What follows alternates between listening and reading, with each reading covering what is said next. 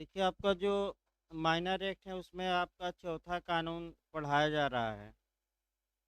और आपका उसमें ये हम बताए थे कि स्त्रियों को अगर गलत रूप से दिखाया जाता है, चाहे आपका किसी विज्ञापन में या कह सकते हैं कि किसी आकृति बनाकर या फोटो बनाकर या आपका किसी चित्रण में, यानी कि अपमानजनक तरीके से या उसके सम्मान के विरुद्ध या अश्लील दिखाया जाता है, तो इसके लिए जो व्यक्ति ये सब करेंगे वे दंड के भागी होंगे इस कानून के तहत। देखिए, और भी कानून हमने कल बताया था, आपका आईपीसी भी बताया था, और भी तमाम कानून हैं।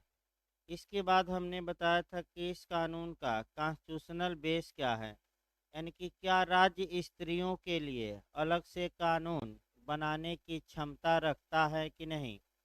तो इसका हम लिखवाए भी थे कल। इसका जो कॉन्स्टिट्यूशनल बेस है वह आर्टिकल 15 का क्लास 3 है। उसमें आखिर कहा क्या गया है कि राज्य अगर चाहें तो बालक और स्त्रियों के लिए स्पेशल प्रावधान कर सकता है, विशेष प्रावधान कर सकता है, ये हमने बताया था।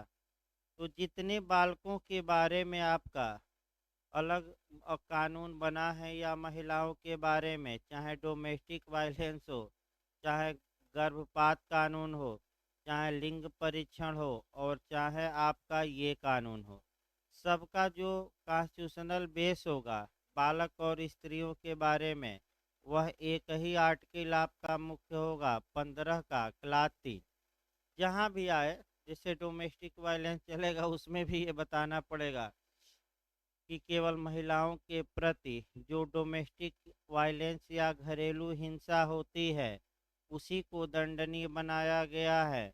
तो वो भी आधार आपका 15 का क्लास 3 ही होगा। इसके बाद हम बताए थे, सामान्य बातें हमने बता रखी थी कि आपका ये कानून कब बना।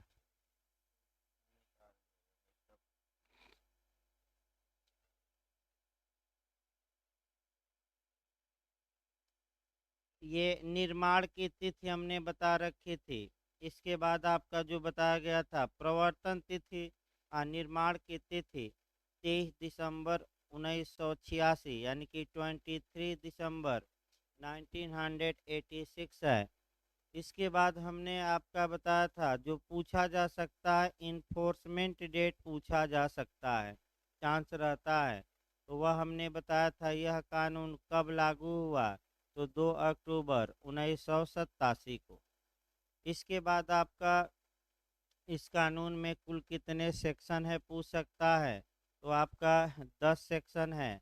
और आइए एक एक करके चला जाए। सबसे पहले जब भी कानून पढ़िए तो आपका प्रियम्बल पढ़ा जाता है, क्योंकि प्रियम्बल कानून की कुंजी होती है और उद्देशिका में ही ये बताया जाता है कि इस कानून को बनाने का एम क्या है। तो देखिए फिर एक बार, विज्ञापनों के माध्यम से, यानी कि आपका विज्ञापन एक चीज़ और उसमें छूट गई थी, और कोरिलेशन में जो छूटा था आपका वह आर्टिकल 19 छूटा था। देखिए फिर उसके बाद आपका पढ़ा जाए, संविधान के अनुच्छेद 19(1)(a) में, यानी कि 91(a) में भारत के प्रत्येक नागरिक को स्पीच एंड एक्सप्रेशन की फ्रीडम दी गई है, यानी कि वाक और अभिव्यक्ति की आज़ादी दी गई है, यानी कि बोलने की आज़ादी और अपने विचार प्रकट करने की आज़ादी।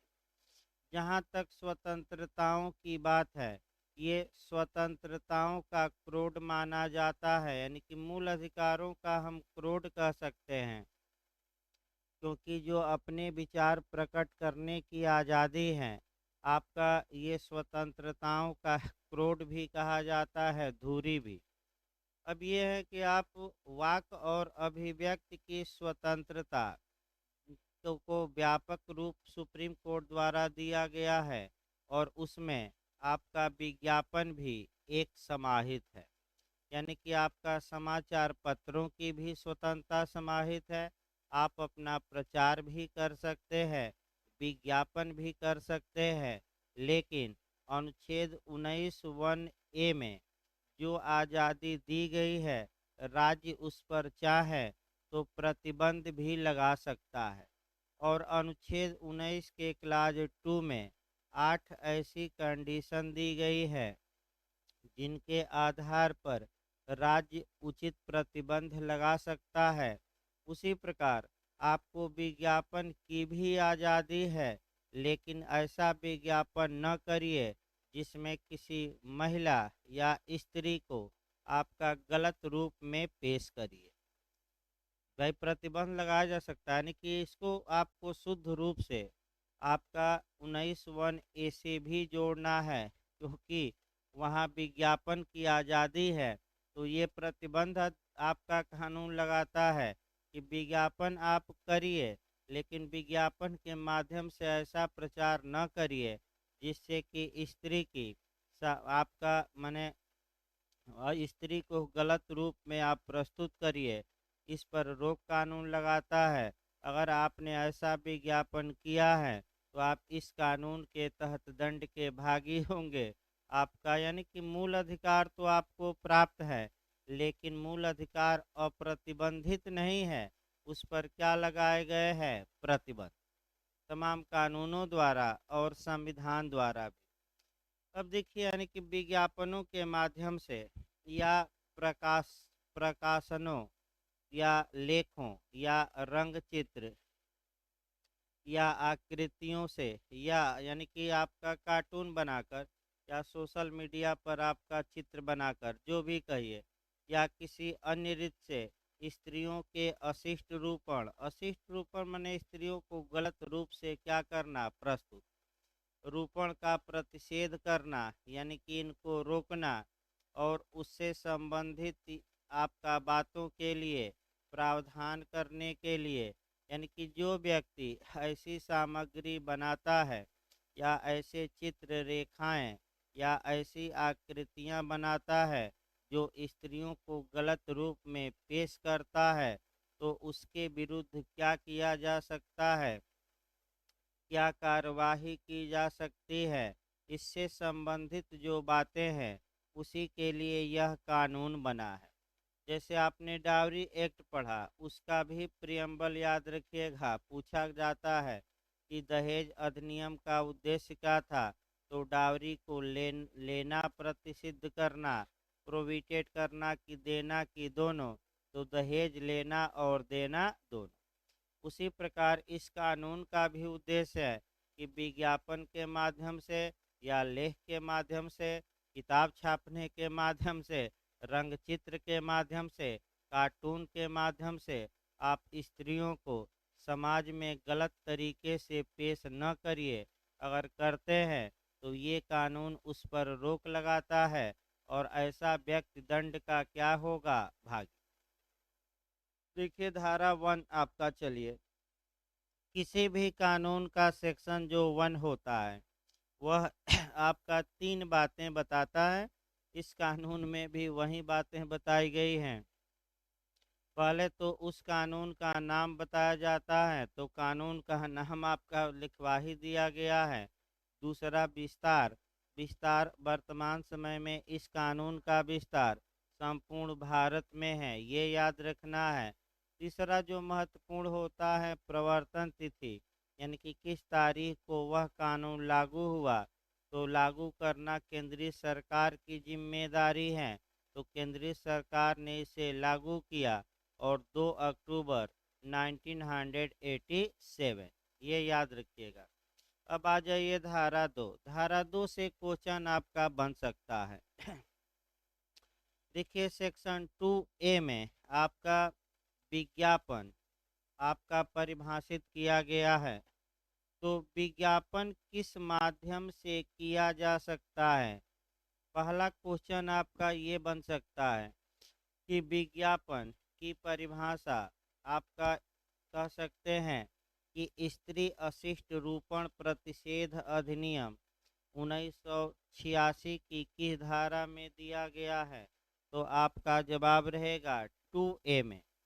दूसरा क्वेश्चन जो बन सकता है कि विज्ञापन कैसे किया जा सकता है, तो आपका दे देगा किसी सूचना के माध्यम से, यानी कि कोई नोटिस के माध्यम से, कोई परिपत्र के माध्यम से, यानी कि लेख के माध्यम से, किसी लेबल के माध्यम से, किसी रैपर यानी कि जो चिपकाया जाता है स्टिकर, किसी रैपर के माध्यम से, या अन्य दस्तावेजों से किया जा सकता है, या किसी प्रकाश के माध्यम से, ध्वनि के माध्यम से, धुआं या गैस के माध्यम से किया गया कोई दृश्य रूपण भी है।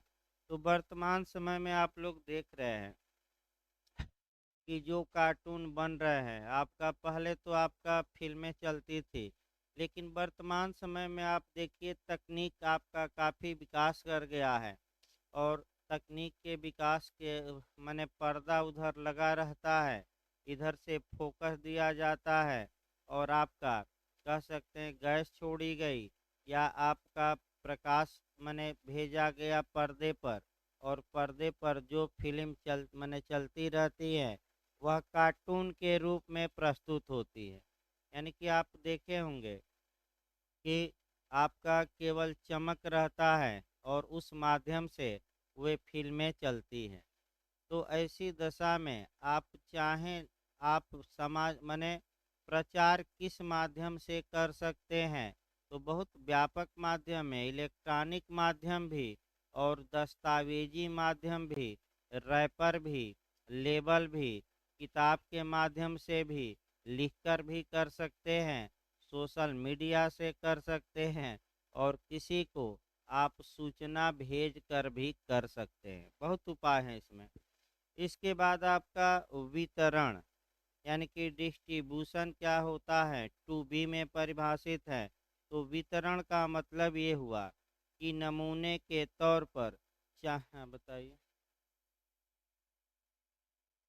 हाँ, मैंने कुछ चीज़ें होती हैं कि साउंड से भी गवर्न होती हैं। वर्तमान में बहुत तकनीक आ गई है, अब उतना नहीं जानना है, वो आईटी एक्ट में जाएगा ज़्यादा। टू बी में आपका वितरण परिभाषित है। वितरण के अंतर्गत नमूने के तौर पर चाहे मुफ्त या अन्यथा वितरण भी है। यानी कि वितरण का मतलब ये होता है कि आप उस चीज़ को दूसरे को दीजिए, तो चाहे आप फ्री में दे रहे हैं वह दस्तावेज जो आपका स्त्रियों के सम्मान के विरुद्ध है, या पैसा लेकर दे रहे हैं, या केवल नमूने के तौर पर पेश कर रहे हैं। नमूना का मतलब मॉडल हुआ कि आपने एक मॉडल के तौर पर कोई पुस्तक पेश की, तब भी आपका वितरण माना जाएगा। दूसरे को बेच रहे हैं पैसा लेकर, तब भी वितरण माना जाएगा कि आपने ये पुस्तक या सीडी वितरित की और फ्री में दे रहे हैं, बांट रहे हैं, तब भी क्या माना जाएगा, वितरण। जैसे कि लोग चाय के आदी नहीं थे भारत में, तो आपका होता क्या था शुरुआती दौर में, समोसा के साथ चाय फ्री दी जाती थी। और जब फ्री का आपका आदत लग गई, तब पैसा लिया जाता था, ये नियम होता है। आपका जैसे जियो का देख लीजिए जियो वालों ने आपका यानी कि रिलायंस कंपनी ने खूब फ्री में सिम बांटा कि आप यूज करिए 3 माह तक फ्री में या कम पैसे में। और जैसे ही लोग आदी हो गए, तो आदी होने के बाद देखिए कंपनी ने अपना दाम क्या कर दिया, बढ़ा दिया। तो लगभग 50% भाई लोग सिम को तोड़कर फेंक दिए, लेकिन 50% लोग तो फिर रिचार्ज कराए, तो कम से कम उतना तो पैसा क्या हुआ, वसूल ही हो गया। तो नियम होता है। अगला देखिए आपका स्त्री अशिष्ट रूपण। आपका टू सी की परिभाषा और महत्वपूर्ण है, क्योंकि जो ये कानून बना है कि वोमेन को आपका रिप्रेजेंट किया जाए और गलत तरीके से किया जाए, तो उसकी परिभाषा टू सी में दी गई है। क्वेश्चन ऐसे बन सकता है कि स्त्री अशिष्ट रूपण की परिभाषा कहाँ दी गई है, ये भी क्वेश्चन बनने का चांस है, क्योंकि ये यही क्रोड है आपका परिभाषा में, और इसी के लिए ये कानून भी बना है। तो क्वेश्चन आपका ये बन सकता है कि स्त्री अशिष्ट रूपण में कौन कौन सी बातें शामिल हैं, और 3 ऑप्शन देगा। ज़्यादातर चांस रहेगा उपर्युक्त सभी। दूसरा जो मॉडल बन सकता है कि स्त्री अशिष्ट रूपण में कौन बात शामिल नहीं है। सबसे खतरनाक क्वेश्चन नहीं वाला रहेगा। है वाला सभी लोग कर ले जाएंगे, लेकिन सबसे कठिन क्वेश्चन नहीं वाला रहता है। तो एक नहीं वाला भी बताया जाएगा, लेकिन पहले तो लिस्ट जानिए और उसी लिस्ट में एक दो ऐसी बातें निकालिए जो स्त्री को गलत रूप में प्रस्तुत नहीं करता है। देखिए आपका स्त्री अशिष्ट रूपण से किसी स्त्री की आकृति, यानी उसके रूप या शरीर या उसके किसी अंग का किसी ऐसी रीत से ऐसे रूप में चित्रण करना अभिप्रेत है जिसका प्रभाव, यानी कि अगर किसी स्त्री को या उसके रूप को या उसके शरीर को या उसके अंग को आप प्रस्तुत करते हैं, आप विज्ञापन के माध्यम से प्रस्तुत करते हैं, यानी कि या तो ध्वनि के माध्यम से या प्रकाश के माध्यम से या रैपर के माध्यम से, दस्तावेज के माध्यम से या सूचना के माध्यम से, इलेक्ट्रॉनिक माध्यम से आप प्रस्तुत करते हैं, और जिसका प्रभाव यही महत्वपूर्ण है कि कब स्त्री अशिष्ट रूपण माना जाएगा। तो अगर आपने इन सब माध्यमों का सहारा लेकर और ये सब किया है और उसके कारण क्या हो रहा है, तो उसका प्रभाव क्या हो, अशिष्ट हो। तो पहला आया कि कब ये कहा जाएगा कि स्त्री अशिष्ट रूपण किया गया है, जब उसका प्रभाव क्या हो, अशिष्ट हो। दूसरा, किसी ऐसी रीत से ऐसे रूप में चित्रण करना अभिप्रेत है जिस मन अशिष्ट हो, अथवा जो स्त्रियों के लिए अपमानजनक हो या निंदनीय हो। यानी कि अगर वह बातें स्त्रियों के लिए अपमानजनक हैं, तब भी आपका स्त्री अशिष्ट रूपण कहा जाएगा। यदि वे बातें स्त्रियों के लिए निंदनीय हो, तब भी आपका स्त्री अशिष्ट रूपण कहा जाएगा। अथवा जिसमें लोक नैतिकता या नैतिक आधार के विकृत, भ्रष्ट या क्षति होने की संभावना हो, यानी कि जो पब्लिक मोरालिटी है वह क्या होती है, डिस्टर्ब होती है। कुल मिलाकर क्या हो रही है, डिस्टर्ब। यहाँ देखिए आपका क्वेश्चन कैसे बन सकता है वाला रहेगा। पहला है वाला बनाया जाए, निम्नलिखित में से किसे स्त्री अशिष्ट रूपण माना जाएगा, जो अशिष्ट हो। सेकंड दे देगा जो स्त्रियों के लिए अपमानजनक हो। थर्ड दे देगा जो स्त्रियों के लिए निंदनीय हो। उपर्युक्त सभी, तब कोई दिक्कत नहीं है, सभी लोग मार ले जाएंगे। लेकिन क्वेश्चन का मॉडल नकारात्मक, यहाँ थोड़ा ध्यान रखिएगा। निम्नलिखित में से कौन स्त्री अशिष्ट रूपण में नहीं आता, तो जो अशिष्ट हो, जो स्त्रियों के लिए अपमानजनक हो, जो निंदनीय हो। और चौथा ऑप्शन दे देगा जो स्त्रियों के लिए अपमानजनक न हो। तो कौन मार कराएंगे, कौन सही नहीं है, जो स्त्रियों के लिए अपमानजनक न हो। या ये भी दे सकता है जो स्त्रियों के सम्मान के विरुद्ध न हो। या ये भी दे सकता है कि जो अशिष्ट न हो। जो भी दे, न हो वाला जरूर याद रखिएगा, यही पॉइंट आपका गलत होगा।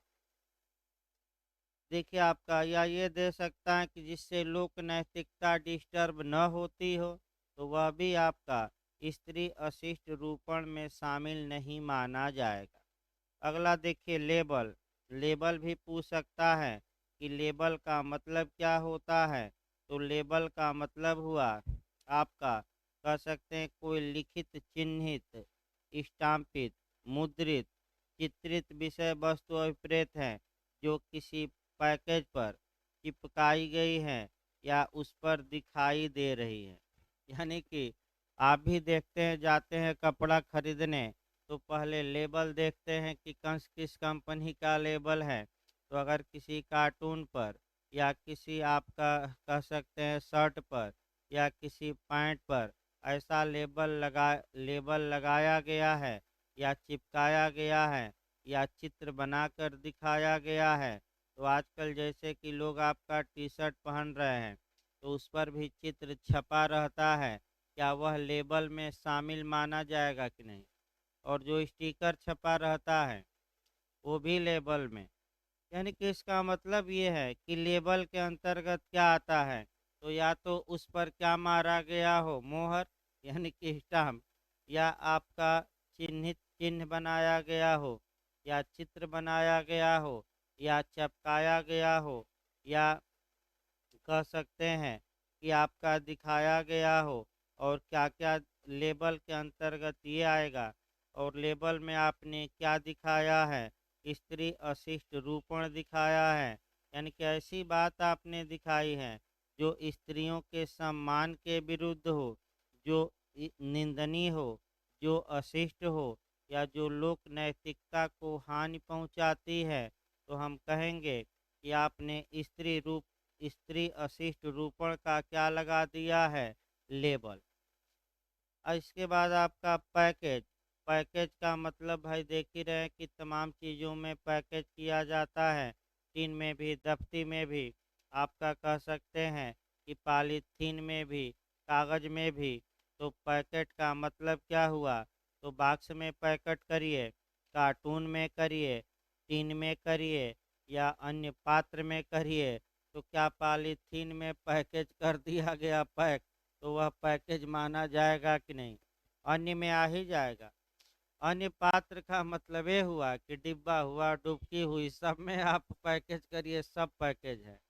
तो पैकेज का मतलब याद रखिएगा क्या हुआ, किसी बॉक्स में पैकेज कर दीजिए, और क्या हुआ, कार्टून में कर दीजिए, आपका टिन में, जैसे कि आपका तेल उल आता है इत्यादि चीज़ें तो टिन में ही आती हैं, आपका घी हो ज़्यादातर। अब तो पॉलीथीन में आने लगा है, नहीं तो पहले आपका वहीं बड़ा-बड़ा क्या आता था, ज़्यादा टिन ही आता था।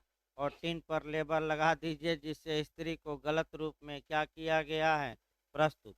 तो ऐसे लेबल लगाने वाले दंड के क्या होंगे, भागी। इसके बाद लास्ट परिभाषा है 2F आपका प्रेस्क्राइब, यानी कि विहित। विहित का मतलब हुआ इस अधिनियम के तहत बनाए गए नियमों द्वारा विहित। इसको थोड़ा कोरिलेट करना पड़ेगा क्योंकि यूपीजे में आपका 2-3 क्वेश्चन बना है इस पर। देखिए आपका कोरिलेट कर लीजिएगा। सबसे पहले सीपीसी की धारा आपका 216 से, सीआरपीसी की धारा 2T, कम से कम दो आप विहित करिएगा, कम से कम दो कोरिलेशन जरूर। अभी हम लिखवाएंगे इसको, आप बेरेक्ट पर भी कर सकते हैं। देखिए आपका क्वेश्चन कैसे बना है, सीआरपीसी वाला भी नहीं बना है, सीपीसी वाला आपका यूपीजे में 2 बार रिपीट किया है क्वेश्चन। ये बना है आपका the code of civil procedure से कि प्रेस्क्राइब्ड या विहित शब्द को सीपीसी में कहाँ डिफाइन किया गया है, तो आपका जवाब रहेगा 216। एक बार जो क्वेश्चन बना है कि विहित का मतलब क्या हुआ, तो नियमों द्वारा विहित, यानी कि जो नियम केंद्र सरकार या राज्य सरकार द्वारा या हाई कोर्ट द्वारा या सुप्रीम कोर्ट द्वारा बनाए जाते हैं, उन्हीं नियमों को ही लीगल तौर पे विधिक भावाबोध में हम प्रेस्क्राइब्ड कहते हैं या विहित कहते हैं। तो तुरंत आपको सतर्क होना चाहिए कि आखिर सीपीसी में विहित की परिभाषा 216 में दी गई है। तो हाई कोर्ट सीपीसी के 2 धाराओं में नियम बनाता है, 122 और 125। जो ये नियम है वह का क्या कहलाएंगे लीगल भाषा में, विहित। और सीआरपीसी की धारा 477 में, 477 में हाई कोर्ट नियम बनाता है, तो ये 2T में क्या कहलाएंगे ये नियम, विहित। भाई गलत ना हो, आपका हाई कोर्ट किस धारा के तहत नियम बनाता है, सीआरपीसी पूछे तो याद रखिएगा 477, और सीपीसी पूछे तो आपका 1 122 और 125। तो विहित गलत ना हो, 2 बार रिपीट किया है यूपीजे में और हम सीआरपीसी में भी बता दिए। जहाँ भी विहित शब्द आएगा थोड़ा सतर्क रहिएगा। ये मान कर चलिए कि जो रूल बनाए जाते हैं केंद्र सरकार या राज्य सरकार द्वारा या हाई कोर्ट या सुप्रीम कोर्ट द्वारा, उसी को एक लाइन में हम विहित कहते हैं। और ये जो विहित है, क्या ये कानून है कि नहीं, तो इसके लिए अनुच्छेद 13(3)(a) पढ़ना है। यानी कि संविधान का कौन सा अनुच्छेद पढ़ना है? 13(3)(a) पढ़ना है। तो विधि की परिभाषा दी गई है, 8 शब्दों को विधि में शामिल किया गया है। तो क्या उसमें जो नियम है, क्या विधि माना गया है कि नहीं माना गया है? अर्थात केंद्र सरकार, राज्य सरकार या हाई कोर्ट या सुप्रीम कोर्ट ऐसा कोई रूल या नियम नहीं बना सकता जो हमारे मूल अधिकारों को छीनता हो या कम करता हो। यदि बनाता है तो हम उसको चैलेंज कर सकते हैं 226 आर्टिकल के तहत हाई कोर्ट और 32 के तहत सुप्रीम कोर्ट, और रद्द करवा सकते हैं। संघ लोक सेवा आयोग भी नहीं बना सकता, इलाहाबाद विश्वविद्यालय भी नियम बनाता है, तब भी हम जा सकते हैं सुप्रीम कोर्ट। इस प्रकार अब आइए आपका धारा 3 धारा 3 आपका है कि स्त्री अशिष्ट रूपण अंतर्विष्ट करने वाले विज्ञापनों पर प्रतिबंध लगाया गया है। यानी कि आप ऐसा कोई कह सकते हैं कि विज्ञापन न करिए जिसमें स्त्री को गलत तरीके से प्रस्तुत किया गया है। न ही आप प्रकाशित करिए और न किसी से करवाइए, और कह सकते हैं कि न ही प्रकाशन या प्रदर्शन की व्यवस्था करिए, न ही उसमें भाग लीजिए। यानी कि न खुद प्रकाशित करिए, न दूसरे से करवाइए, या प्रकाशन या प्रदर्शन की व्यवस्था हो रही है तो उसमें भाग लीजिए कि न लीजिए, सभा में न लीजिए, और आप भाग ही न लीजिए, व्यवस्था न करिए। अगर ऐसा प्रतिसिद्ध किया गया है तो क्वेश्चन ये बन सकता है कि स्त्री अशिष्ट रूपण को विज्ञापन द्वारा प्रतिसिद्ध किस सेक्शन में किया गया है? तो सेक्शन 3 में। अगर कोई व्यक्ति इसका वायलेशन करता है और आपका विज्ञापन कर ही देता है स्त्रियों के सम्मान के विरुद्ध, तो वह दंड का क्या होगा? भागी। फिर एक बार याद रखिएगा, ये दंड का वह क्या होगा? अब यहाँ जो आपका पूछा जा सकता है कि आखिर स्त्री अशिष्ट रूपण का मतलब क्या हुआ, तो ऐसी बात न करिए, ऐसा प्रकाशन न करिए जिसका प्रभाव स्त्रियों के लिए अशिष्ट हो, या जो अपमानजनक हो, या जो निंदनीय हो, या जो लोक नैतिकता या नैतिक आधार का हनन करता हो, या नैतिकता को क्षति पहुंचाता हो। क्योंकि 2C में हमने स्त्री अशिष्ट रूपण की क्या दे रखी है? परिभाषा। चौथा, ये स्त्री अशिष्ट रूपण अंतर्विष्ट करने वाली पुस्तकों, पुस्तिकाओं आदि के प्रकाशन या डाक द्वारा भेजने पर प्रतिबंध। तो सेक्शन जरूर याद रखिए।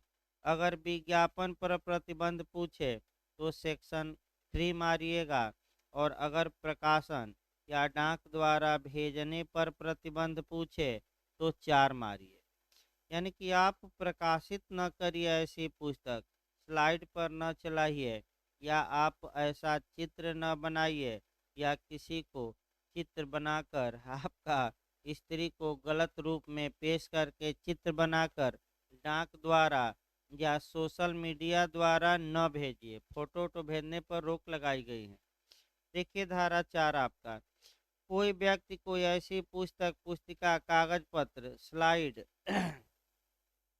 फिल्म, लेख, रेखा चित्र, रंग चित्र, फोटो चित्र, रूपण या आकृति का जिसमें किसी रूप में स्त्रियों का अशिष्ट रूपण अंतर्विष्ट है, उत्पादन भी नहीं करेगा, यानी कि बनाओ न, छापो न, इसका मतलब उत्पादन नहीं करेगा। यानी कि कार्टून और चित्र बनाओ या किताब बनाओ कि न बनाओ, न बनाओ, या पेपर यानी कि अपने प्रकाशन में न छापो, आपका उत्पादन नहीं करेगा और न ही उत्पादन करवाएगा। करवाएगा मतलब कि दूसरे से भी तुम ये सब न कर, विक्रय नहीं करेगा, यानी कि खरीदेगा भी नहीं, उसको भाड़े पर नहीं देगा। यानी कि लो ये किताब है जो महिलाओं को अशिष्ट रूप में प्रस्तुत करती है, किराए पर लो, 10 दिन पढ़ लेना और क्या कर देना वापस। ये करने पर प्रतिबंध लगाया गया है। वितरित नहीं करेगा, यानी कि दूसरे को देगा नहीं। परिचालित नहीं करेगा, यानी कि ये नहीं कि चारों जगह भेज के आपका हर एक दुकान पर रख दे, या डाक द्वारा नहीं भेजेगा। ये सब की धारा में रोक लगा दी गई है। 4, यहाँ जो क्वेश्चन आपका बन सकता है वह जो एक्सेप्शन है उसी में आपका क्वेश्चन बन सकता है कि कब स्त्री रूपण, स्त्री अशिष्ट रूपण अंतर्विष्ट अंतर्विष्ट करने वाली पुस्तकों का प्रकाशन किया जा सकता है। या क्वेश्चन का मॉडल ये बन सकता है कि कब अगर कोई प्रकाशन है, किताब है, कार्टून है या चित्र है, जो भी हो, कब इस अधिनियम के तहत आपका स्त्री रूपण, स्त्री आपका अशिष्ट रूपण होते हुए भी वह दंडनीय नहीं होगा। इसका मतलब कि धारा 4 का एक्सेप्शन क्या है, धारा 4 का अपवाद क्या है। देखिए, अगर कोई मामला अपवाद में आ जाता है तो मैं फिर बता दूं, व्यक्ति दंड का भागी नहीं होगा। या इसको थोड़ा आईपीसी से समझिए। अगर किसी व्यक्ति ने अपराध किया और उसका मामला 76 से लेकर 106 तक में आ जाता है, यानी कि 76 से लेकर 106 तक में, तो क्या वह दंड का भागी होगा? नहीं। तो ये जनरल एक्सेप्शन है, साधारण अपवाद है, बचाव है। सेम उसी प्रकार याद रखना, यहाँ से क्वेश्चन बन सकता है कि स्त्री अशिष्ट रूपण हुआ है, इसमें कोई शक नहीं, लेकिन कुछ मामले धारा 4 में ऐसे दिए गए हैं कि जहां स्त्री अशिष्ट रूपण करने वाला व्यक्ति, चाहे वह पत्रिका से करे, सोशल मीडिया से करे, चाहे वह किताब छापे, चाहे कार्टून बनाया हो इत्यादि, चाहे ध्वनि से करे, चाहे प्रकाश से करे, या स्लाइड से करे, फिल्म चलाकर करे, इस कानून के तहत वह दंडनीय नहीं होगा। यानी कि इसका मतलब कि कुछ दशाओं में स्त्रियों को अगर गलत तरीके से समाज में पेश किया जाता है तो व्यक्ति दंड का भागी नहीं होगा। वे दशाएं सेक्शन 4 में दी गई हैं। अब 4 में देखिए क्या क्या दशाएं हैं, अंदर से यहाँ क्वेश्चन बन सकता है। देखिए क्या दशाएं, परंतु में चल रहा है भाई आपका, किसी ऐसी पुस्तक, पुस्तिका, कागज पत्र, स्लाइड, फिल्म, लेख, रेखा चित्र, फोटो चित्र, रूपण या आकृति को यह धारा लागू नहीं होगी। थोड़ा अच्छे से इसको तैयार रखिएगा। अपवाद, जिसका प्रकाशन लोक कल्याण के लिए होने के कारण इस आधार पर न्यायोचित साबित हो जाता है कि ऐसी पुस्तक, पुस्तिका, कागज पत्र, स्लाइड, फिल्म, लेख, रेखाचित्र, रंगचित्र, फोटो चित्र, रूपण या आकृति विज्ञान, साहित्य, कला अथवा विद्या या सर्वसाधारण संबंधी अन्य उद्देश्यों के हित में है। यानी कि हमने स्त्री को अशिष्ट रूप में तो प्रस्तुत किया, लेकिन जो ये प्रस्तुति है वह आपका लोक कल्याण के लिए हमने किया है, पब्लिक वेलफेयर के लिए किया है। और इस प्रस्तुति में आपका विज्ञान की बातें समाहित हैं, साहित्य की बातें समाहित हैं, कला की बातें समाहित हैं और शिक्षा की बातें समाहित हैं। अतः भले हमने स्त्री को गलत तरीके से प्रस्तुत किया हो, लेकिन मैं दंड का भागी नहीं हूँगा। यानी कि कुल मिलाकर जो पब्लिक वेलफेयर आप देख रहे हैं, यानी कि लोक कल्याण। अब इसको थोड़ा गौर किया जाए लोक कल्याण को। देखिए, आपका लोक कल्याण के आधार पर, लोकहित के आधार पर आपके व्यक्तिगत हितों को कुचला जा सकता है। मैं लगातार आपका बता रहा हूँ जूरिस्प्रूडेंस में कि अगर आपका पर्सनल इंटरेस्ट है और पब्लिक इंटरेस्ट है, तो आपके पर्सनल इंटरेस्ट को क्या किया जाएगा, कुचल दिया जाएगा। और कौन सा इंटरेस्ट आपका प्रिवेल करेगा, पब्लिक। इसको एविडेंस की दो धाराओं से जोड़िए, आपका 123 और 124 से। पापुली लेक्स सुप्रीमो, लोकहित सर्वोच्च विधि होती है, 123 में समाहित है। यानी कि लोकहित के आधार पर कि अगर सरकार किसी दस्तावेज को कोर्ट में पेश करने से डिनाई कर सकती है कि अगर ये दस्तावेज हमने कोर्ट में प्रस्तुत कर दिया तो पब्लिक वेलफेयर या लोकहित को, लोक कल्याण को क्या पहुंचेगा, नुकसान। उसी प्रकार अगर कोई व्यक्ति किसी भी माध्यम से आप आकृति बनाकर, अब उतना माध्यम नहीं बताया जाएगा, बार बार लेख छापकर, किताब छापकर, कार्टून बनाकर अगर स्त्रियों को समाज में अशिष्ट रूप से प्रस्तुत करता है और ये दिखा देता है कि ये लोक कल्याण के लिए हमने किया है, लोक कल्याण का मतलब जनता की भलाई के लिए हमने किया है, और ये बातें किसके लिए की गई हैं, विज्ञान के हित में, यानी कि साइंस लिखने के हित में, साहित्य लिखने के हित में, कला के हित में, विद्या के हित में, या सर्वसाधारण संबंधी अन्य उद्देश्यों के हित में हमने किया है, तो क्या वह व्यक्ति दंड का भागी होगा कि नहीं, नहीं होगा।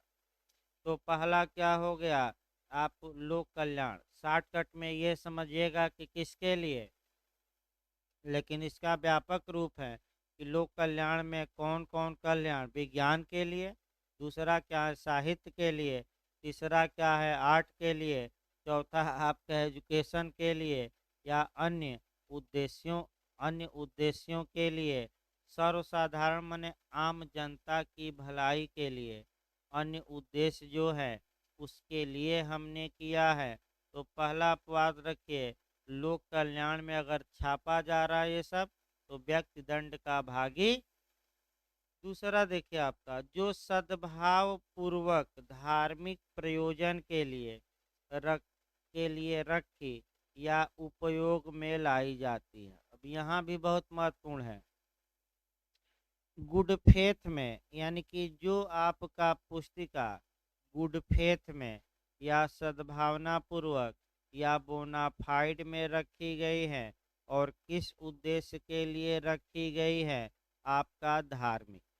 यानी कि अगर कोई व्यक्ति कोई पुस्तक या किताब रखा है, उसका उद्देश्य है कि वह धार्मिक क्रियाकलापों में यूज किया जाएगा, तो ऐसी कंडीशन में भले उस किताब या पुस्तक या सीडी में स्त्रियों को गलत तरीके से प्रस्तुत ही क्यों न किया गया हो, ऐसा व्यक्ति दंड का भागी।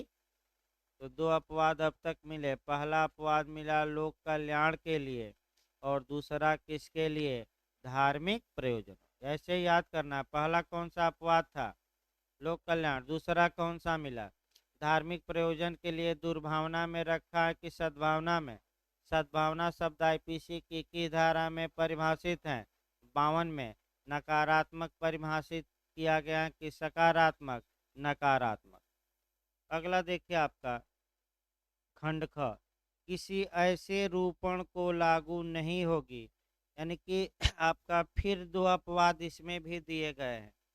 देखिए अपवाद आपका, यानी कि पहले खंड में भी आपका दो अपवाद थे, फिर दूसरे खंड में भी कितने अपवाद हैं, दो।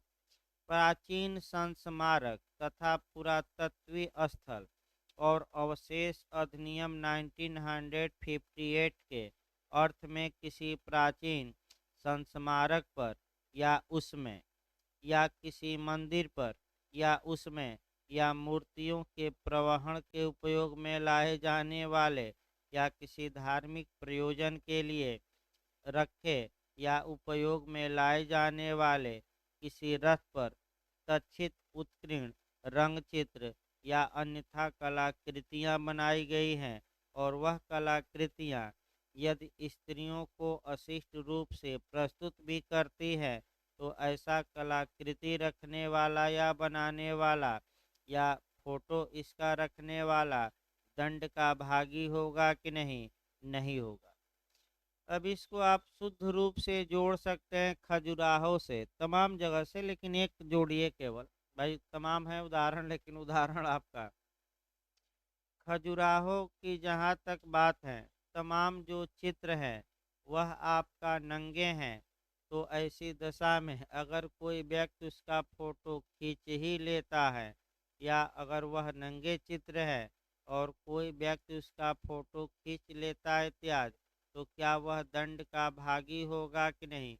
यानी कि अगर प्राचीन स्मारकों में, प्राचीन किताबों में, प्राचीन मंदिरों में या जो रथ है आपका परंपरागत, अगर उसमें ये सब बातें उत्कीर्ण हैं तो ऐसे लोग दंड के भागी होंगे कि नहीं? नहीं। क्यों? देखिए आपका प्रोटेक्शन दिया गया है कि जो अवशेष है या पुरानी चीज़ें हैं, भले ही वह अश्लील हो, भले स्त्रियों को आपको गलत रूप में प्रस्तुत करती हो, लेकिन आज भी उन्हें कानून द्वारा प्रोटेक्शन दिया गया है।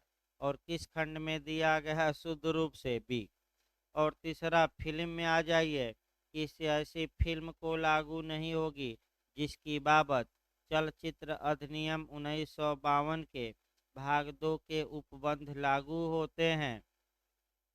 यानी कि अगर फिल्मों में स्त्रियों को कुछ हद तक अशिष्ट रूप से प्रस्तुत किया जाता है तो फिल्म बनाने वाले इस धारा के तहत उत्तरदायी नहीं होंगे। तो फिल्मों को भी देखिए, मैं कल बताया था कि फिल्मों को भी दो वर्गों में बांटा गया है, एक यू और एक ए। यू का मतलब यूनिवर्सल, यानी कि सभी देख सकते हैं, और ए का मतलब कि एडल्ट, यानी कि केवल और केवल किसके लिए बनी रहती हैं? वयस्क के लिए। तो ये भी याद रखिए, ये बंटवारा सही माना गया है। एके अब्बास बनाम भारत संघ के बाद में इस बंटवारे को सुप्रीम कोर्ट ने अनुच्छेद 14 के तहत युक्त युक्त वर्गीकरण माना, रीजनेबल क्लासिफिकेशन माना है। कौन सा केस है? एके अब्बास का। अगला देखिए आपका धारा 5। अब आ जाइए, जहाँ जहाँ ऐसी पुस्तक, आकृति, किताब, रंगचित्र या सीडी इत्यादि या लेबल जब रखा गया है जो स्त्रियों को गलत तरीके से क्या करता है? प्रस्तुत। तो ऐसी कंडीशन में अब उस स्थान की तलाशी ली जाएगी। तो सबसे पहले थोड़ा बहुत सीआरपीसी देखिए। सीआरपीसी में हम देखते हैं, देखिए आपका जहाँ तक सीआरपीसी की बात है, सीआरपीसी का सेक्शन पहले 47 देखिए। 3-4 सेक्शन इसमें जोड़ना है, थोड़ा सतर्क रहिएगा। एक आपका उसके बाद सर्च बता जाएगा। सीआरपीसी की धारा आप जोड़िएगा पहले 47, अभी हम बता रहे हैं। इसके बाद आपका 93 जोड़िएगा, फिर आपका इसको कोरिलेट करके 94, 95, यानी कि 93, 94, 95 एक साथ पढ़िएगा और 96, 97 एक साथ। और बंद स्थान की तलाशी के लिए नियम कहाँ बनाए गए हैं? 100 में। तो कम से कम 4-5 धाराएं, धारा 5 पढ़ने के पहले कम से कम आपको 4-5 धाराएं पढ़नी है सीआरपीसी की। देखिए जो सर्च होता है, तलाशी होती है, तो तलाशी मतलब वस्तुओं को खोजना या व्यक्तियों को खोजना। तलाशी का मतलब खोज। भाई बिहार में जो बना था खोज वारंट। हिंदी में तलाशी नहीं दिया था, इंग्लिश वर्जन एक बार देखिएगा, सर्च वारंट।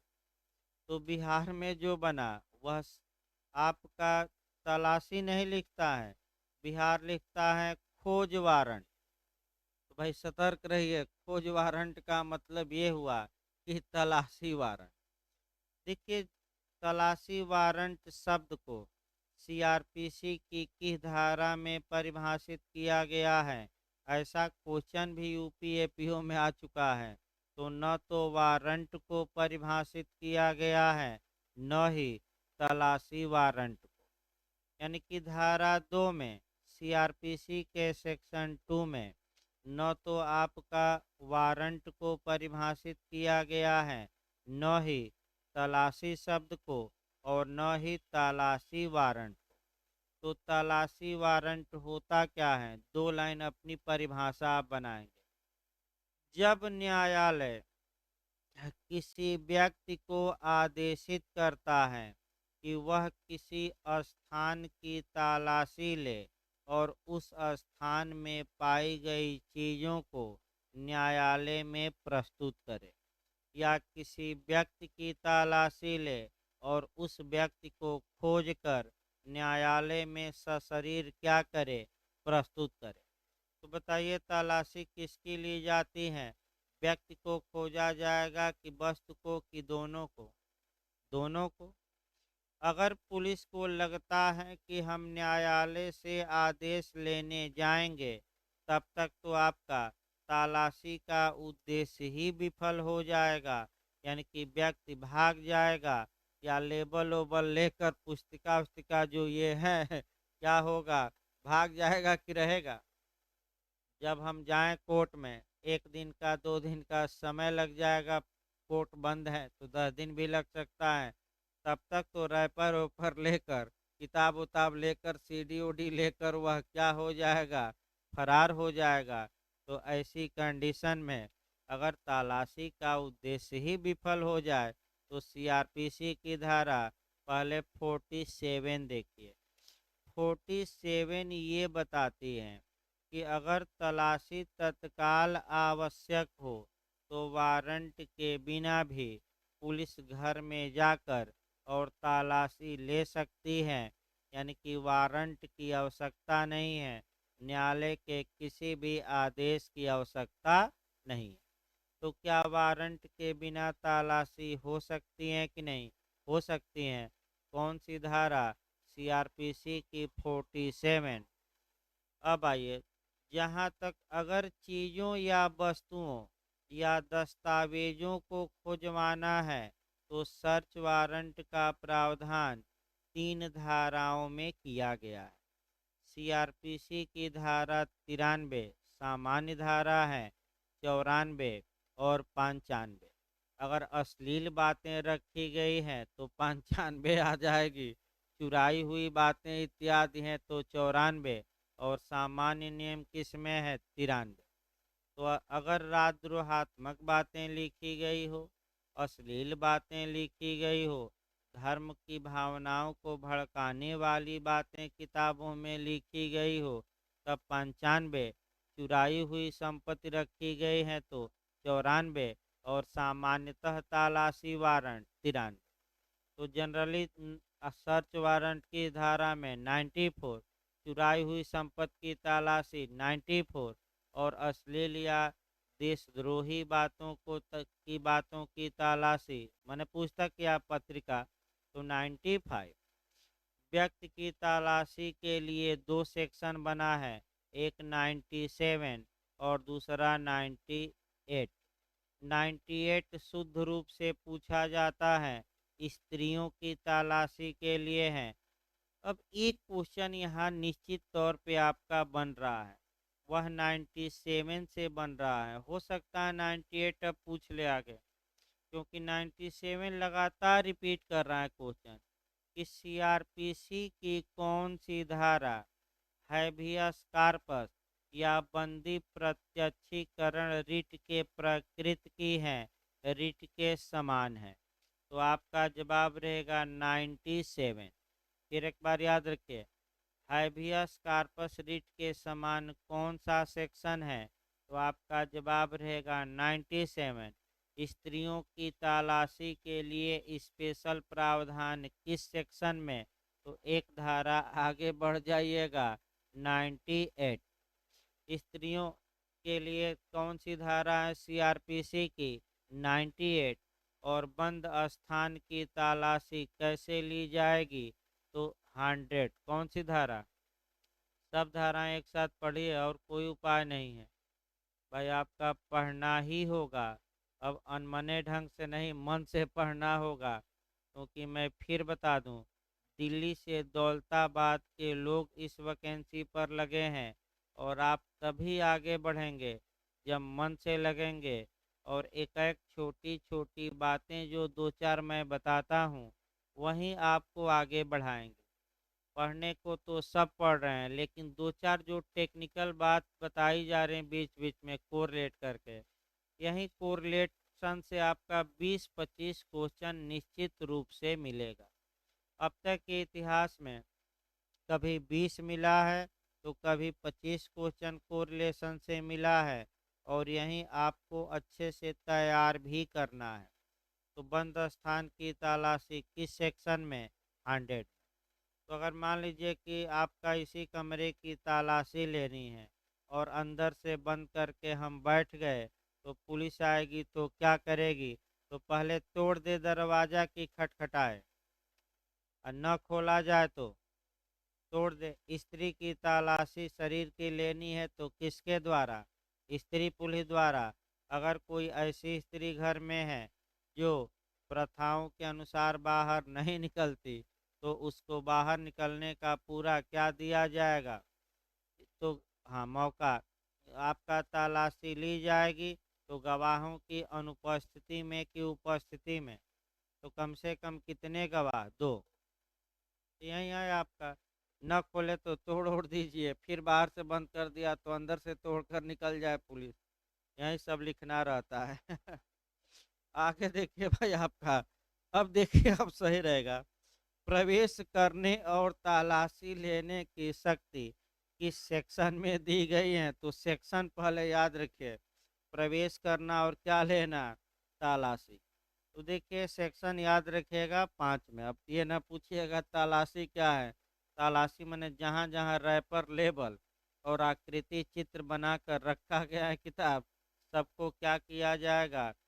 आपका जब्त किया जाएगा। देखिए, ऐसे नियमों के अधीन रहते हुए जो विहित किए जाएं, राज्य सरकार द्वारा प्राधिकृत कोई राजपत्रित अधिकारी उस क्षेत्र की स्थानीय सीमाओं के अंदर जिसके लिए वह प्राधिकृत है। तो पहला क्वेश्चन ये बनता है कि तलाशी लेने के लिए किसी व्यक्ति को कौन प्राधिकृत कर सकती है? तो बताइए कौन कर सकती है? दूसरा, किसको तलाशी लेने के लिए किसको प्राधिकृत किया जा सकता है? हाँ, उसको अंडरलाइन करिए, किसको किया जा सकता है? किसी राजपत्रित, अब दे देगा किसी राजपत्रित अधिकारी, किसी अराजपत्रित अधिकारी, दोनों को, इनमें से कोई नहीं। तो राजपत्रित मार्क कराइएगा। तलाशी ले माने प्रवेश करने और तलाशी लेने के लिए अथराइज किया जाएगा किसके द्वारा? स्टेट गवर्नमेंट द्वारा। किसको किया जा सकता है?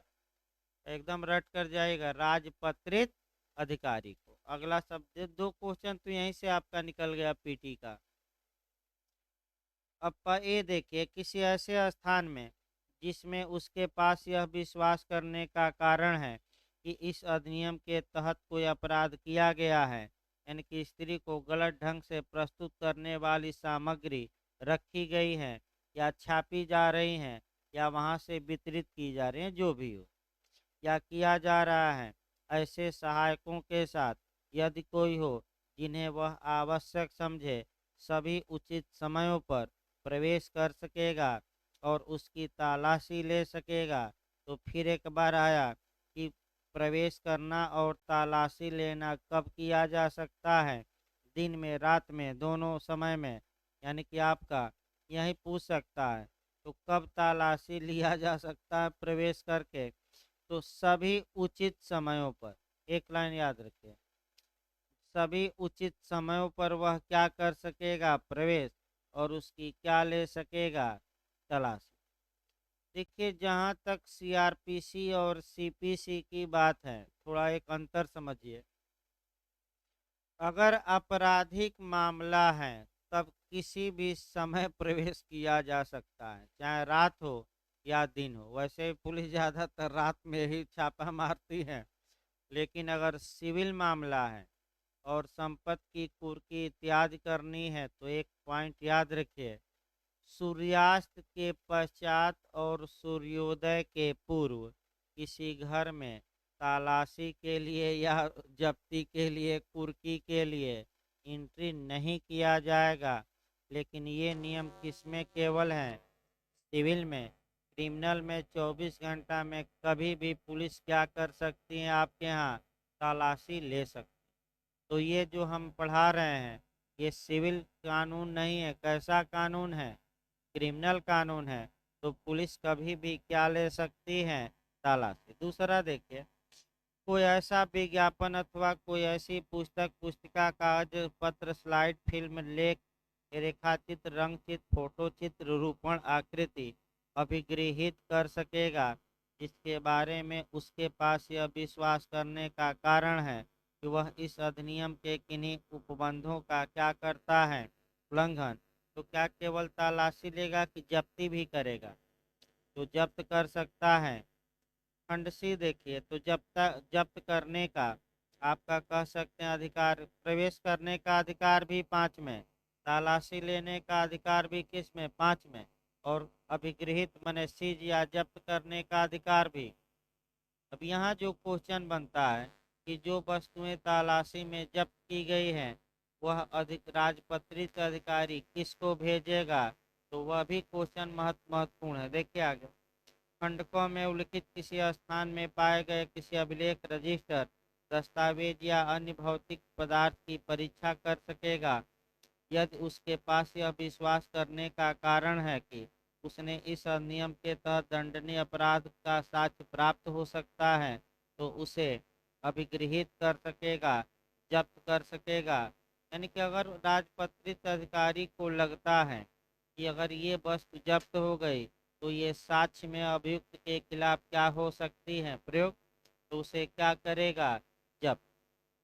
परंतु इस उपधारा के अधीन कोई प्रवेश किसी प्राइवेट निवास गृह में वारंट के बिना नहीं किया जाए। अब आ जाइए आपका, दो बातें इसमें महत्वपूर्ण है आपका। देखिए, आपका दो बात यहाँ निकली, उसको भी सतर्क रहना है कि सामान्यतः जब प्रवेश किया जाएगा किसी घर में अहाते में तलाशी के लिए, तो कभी भी किया जा सकता है, किसी भी घर में किया जा सकता है। एक क्वेश्चन और बन सकता है कि जो सेक्शन 5 के तहत तलाशी ली जाती है वह वारंट के बिना ली जाती है कि वारंट पर ली जाती है। हाँ, वारंट के बिना। लेकिन लेकिन लगाकर यही क्वेश्चन आपका गलत हो सकता है। लेकिन इसका एक अपवाद है, और वह अपवाद है किसी का प्राइवेट निवास। यानी कि अगर किसी का प्राइवेट या व्यक्तिगत मकान है और राजपत्रित अधिकारी जो राज्य सरकार द्वारा ऑथराइज किया गया है अगर उस मकान में जाकर ऐसी चीज़ों की तलाशी लेना चाहता है तो वारंट के बिना अब नहीं ले सकता। तो क्या जारी कराना पड़ेगा न्यायालय से, वारंट। तो फिर क्वेश्चन का मॉडल यहाँ आ सकता है। फिर एक बार हम दोबारा बता रहे हैं, चांस है यहाँ कि कब वारंट पर ही तलाशी ली जाएगी। तो आपका जवाब रहेगा यदि वह स्थान किसी व्यक्ति का व्यक्तिगत निवास स्थान।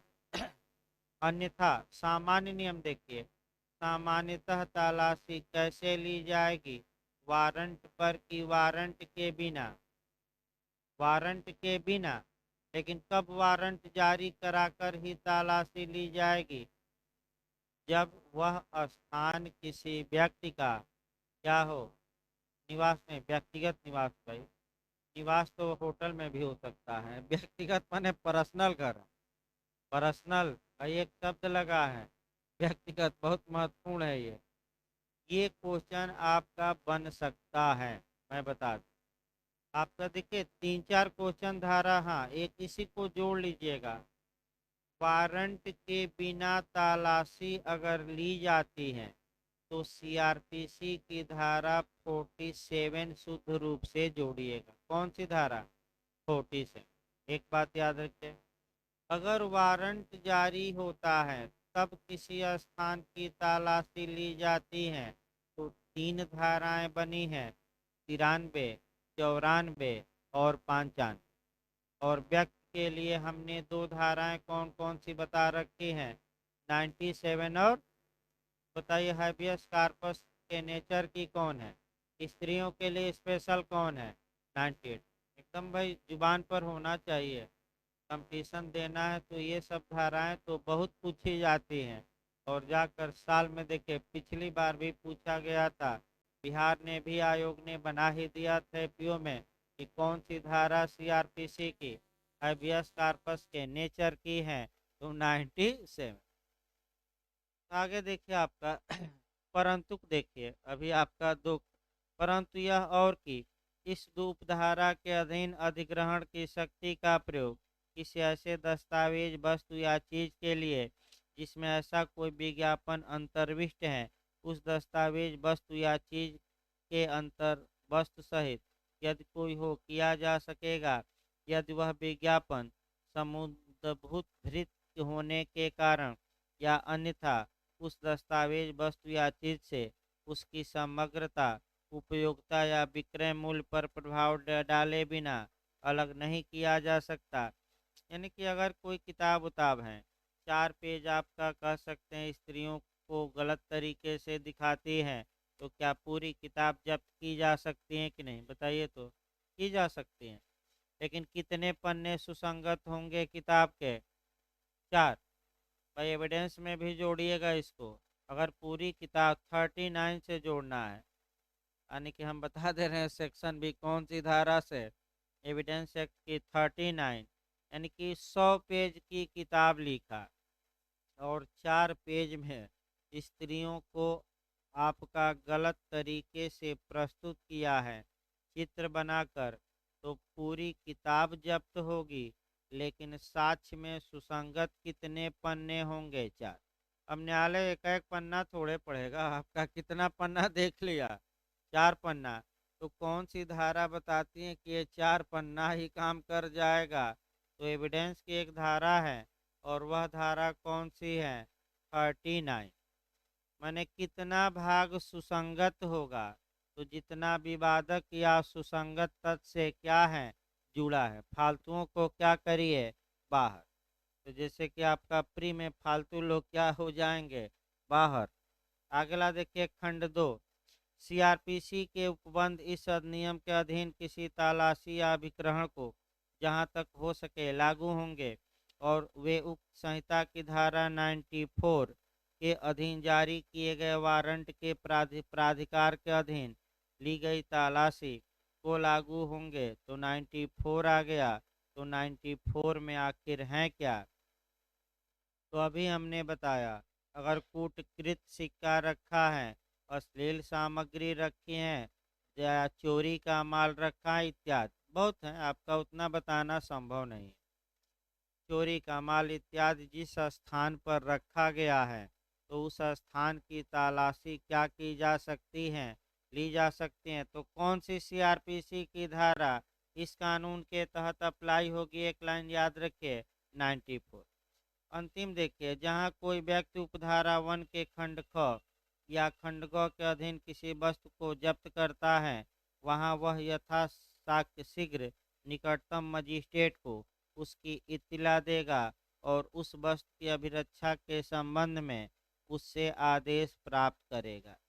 तो यहाँ भी आपका क्वेश्चन बनता है कि अगर राज्य सरकार द्वारा अथराइज राजपत्रित अधिकारी ने किसी स्थान में प्रवेश किया, प्रवेश करके तलाशी ली, और कोई ऐसी वस्तु जब्त की है, सीज की है, अभिगृहित की है जो स्त्रियों के आपका स्त्रियों को गलत रूप से प्रस्तुत करती हैं, तो सीज करने के बाद क्या करेगा?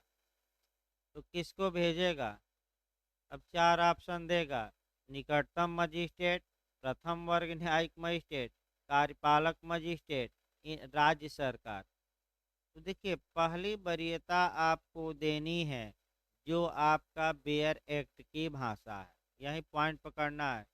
जब भी क्वेश्चन कोई आए तो सबसे पहले आप एकदम हूबहू बेयर एक्ट की भाषा खोजिएगा।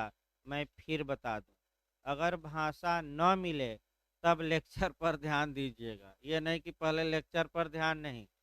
फिर एक बार हम बता रहे हैं सतर्कता के लिए, जब भी कोई क्वेश्चन आए, अगर बेयर एक्ट की भाषा आप खोजेंगे, जैसे यही क्वेश्चन है कि सीज करने के बाद किसको भेजेगा, तो किसको भेजेगा? निकटतम मजिस्ट्रेट को, और उनसे आदेश प्राप्त करेगा, इत्तिला देगा कि ये वस्तुएं हैं। जैसे पुलिस एक्ट में भी यही नियम है, हर एक जगह यही नियम लागू होता है।